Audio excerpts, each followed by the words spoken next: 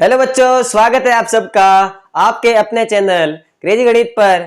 मैं लेकर सुतार आज आपके सामने आपकी हिंदी को क्रेजी करने के लिए आ चुका हूँ। आपके सामने हेडिंग लगी हुई दिख रही होगी सूरदास, और थंबनेल पर आपने देखा होगा कि सर हिंदी पढ़ा रहे हैं। हाँ जी, मैं आपके सामने हिंदी भी डिस्कस करूंगा। ऐसा लगा कि हिंदी के अंदर डिस्कस करना चाहिए। कुल मिलाकर मैं आपके बेटा अच्छे रिजल्ट को लेकर बहुत ही ज्यादा सीरियस हूँ, और आप लोग अच्छा रिजल्ट लेकर आओ, इसके लिए मेरा प्रयास रहेगा पूरा का पूरा। और मैं अपनी तरफ से पूरा बेस्ट देने की कोशिश करूंगा कि आप बोर्ड के अंदर अच्छे से अच्छा नंबर कैसे लेकर आए, कैसे स्कोर करें। आगे बात समझ में। चलिए शुरू करते हैं इस वीडियो को शुरू करने से पहले इस वीडियो को लाइक जरूर कर दो। चैनल पर अगर आप नए हो तो अभी के अभी आप लोग सब्सक्राइब कर दो और बेल आइकन दबा दो, जिससे होगा कुछ नहीं, आगे आने वाले ऐसे ही और वीडियो तुम्हारे पास में सबसे पहले पहुंचते रहेंगे। चलिए शुरू करते हैं भाई साहब। पार्ट एक हिंदी का है बेटा। अच्छा, गद्य और पद्य दो भाग है, एक तो पद्य भाग और एक गद्य भाग। पद्य भाग के अंदर आपके सारे के सारे क्या आते हैं बेटा? सिंपल सी बातें क्या आती है?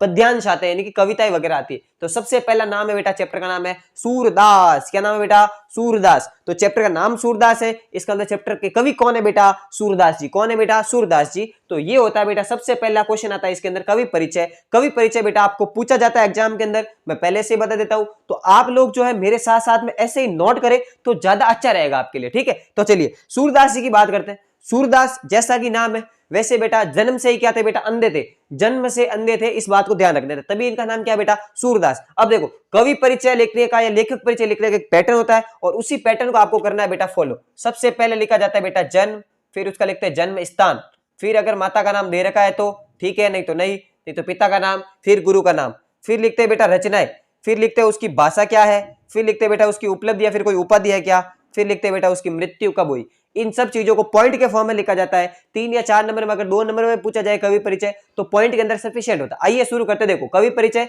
सूरदास जी का। सबसे पहले सूरदास जी का जो जन्म है बेटा वो आपके सन 1478 में, यानी कि 1478 के अंदर हुआ था। देखो ये अलग अलग तरीके, पहले लिखो जन्म, फिर लिखो जन्म स्थान, तो आपके पास में 2 पॉइंट आ रहे, और ये सब चीजें अगर लाइन छोड़ के लिख दोगे तो आपके तो काम हो गया बेटा, आंसर बन गया अच्छा सा, है ना। तो देखो जन्म होता है बेटा सन 1478 के अंदर हुआ था। अच्छा, अब लिखोगे जन्म स्थान, कहां लिखोगे? जन्म स्थान कहां पर हुआ था उसको समझो। आप लोग देखो शॉर्ट के अंदर लिखना सीखो। सबसे पहले लिखोगे रुनुक्ता, ब्रैकेट में लिख लो मथुरा, या फिर लिख लो सीही, ब्रैकेट में लिख लो दिल्ली। सर ये या फिर का क्या बात है? देखो कुछ विद्वान है बेटा वो मानते हैं कि रुनुक्ता जो मथुरा में गए वहां पर हुआ था, और कुछ विद्वान मानते हैं कि भैया सीही यानी कि जो दिल्ली के अंदर है वहां पर हुआ था। अगर अपन माने कि सर सही कौन सा होगा, तो सही बेटा ये होगा। क्यों? क्योंकि सूरदास जी बेटा जन्म से अंधे थे, प्लस दूसरा पॉइंट ये श्री कृष्ण के भक्त थे। उद्धव वाला पार्ट है, श्री कृष्ण के भक्त थे, और श्री कृष्ण का रिलेशन आपको पता किससे है? मथुरा से। किससे है? मथुरा से। आगे बात समझ में। तो जन्म स्थान क्या है? रुनुक्ता मथुरा, या फिर सी लिख दो, दिल्ली लिख दो। आगे बढ़ोगे बेटा, माता का नाम, इनके माता का नाम था बेटा जमुना दास। अब देखो लग रहा है पिता का नाम लिख दिया, माता का नाम है जमुना दास, और पिता का नाम है बेटा पंडित रामदास। क्या है बेटा? पंडित रामदास। अच्छा, सूरदास जी कौन थे अगर आपको जानना है थोड़ा बहुत तो मैं आपको बता दूं बेटा, सूरदास जी एक जो है सारस्वत, एक जो जात होती है बेटा सारस्वत, जो क्या है सर सारस्वत क्या है? ये एक तरह के ब्राह्मण थे। कौन थे बेटा? ब्राह्मण। सारस्वत ब्राह्मण थे। कौन? सूरदास जी। यानी पिता का नाम होता है बेटा पंडित रामदास सारस्वत, है ना, जो ब्राह्मण थे, ठीक है। गुरु का नाम बेटा इंपॉर्टेंट है, गुरु का नाम दे रखा बुक में भी, जो बुक में दे रखा है उसके ऊपर राइट लगा रहा हूं। ये बुक के अंदर है, ये बुक के अंदर है, ये आपके लिए मैं एडिशनल चीजें लिख रहा हूं। देखो गुरु का नाम था बेटा वल्लभाचार्य। कौन था बेटा? गुरु का नाम कौन था?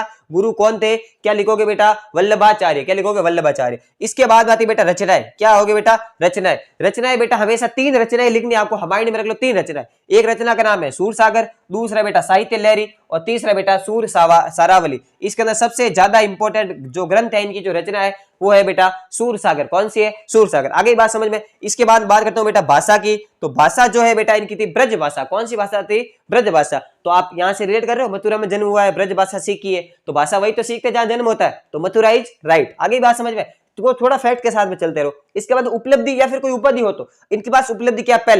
पहला भाई साहब ये जो है वात्सल्य व श्रृंगार रस के कवि है। ये वात्सल्य और श्रृंगार रस यानी कि प्रेम के ऊपर चीजों को लिखने वाले ज्यादा है, ये कवि है। दूसरा अष्टछाप में सबसे प्रसिद्ध कवि। अष्टछाप के कुछ कवि है, ये अष्टछाप एक जो है मतलब एक समूह है, ग्रुप है, उसके अंदर बेटा कवियों को लेते हैं। उसके सबसे प्रसिद्ध कवि, सबसे फेमस कवि कौन है बेटा? सूरदास जी। और लास्ट के अंदर आता है बेटा मृत्यु। मृत्यु इनकी जो है वो सन 1583 यानी कि 1583 के अंदर हुई थी। और कहां पर हुई थी बेटा? पारसोली गांव में हुई थी। कहां पर हुई थी बेटा? पारसोली गांव में। यानी कि कुल मिला के देखे 1478 में जल में, 1583 के अंदर इनका देहांत हो गया, इनका निधन हो गया। कुल मिला के अगर इनकी एज की बात करूं बेटा तो ये लगभग 103 साल के होकर गए थे, 103 वर्ष के होकर गए थे। आई बात समझ में? तो देखो कवि परिचय को इसी फॉर्मेट में लिखते हैं तो ज्यादा अच्छे नंबर मिलते हैं और ज्यादा अच्छे से याद भी होता है। तो मैं आपको चाहूंगा कि आप एक काम करो, एक व्हाइट पेपर ले लो अपने, है ना, व्हाइट पेपर पे क्या करो, जो भी जितने भी मैं कवि परिचय लिखवाऊंगा आपको, आगे पूरी सीरीज आएगी, टेंशन से मत लो, उनको आप अच्छे से लिख लो, ठीक है। तो ये हो गया आपका कवि परिचय, जल्दी से नोट कर लो इसको फटाफट।